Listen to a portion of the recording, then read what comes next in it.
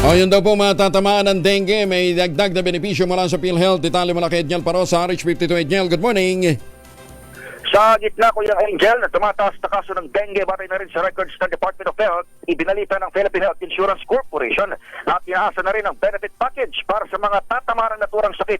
Mula sa dating 16,000 pesos na rate para sa severe dengue, umabot na sa 47,000 pesos ang covered ng PhilHealth sa pagpapa-hospital dahil dito. Gayon din, tumaas sa 19,500 pesos ang coverage para sa mild dengue mula sa dating 10,000 piso.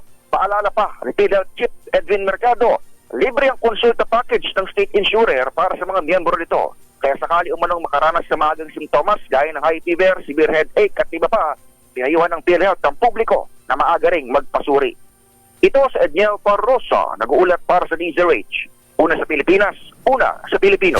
Maraming salamat na Edniel.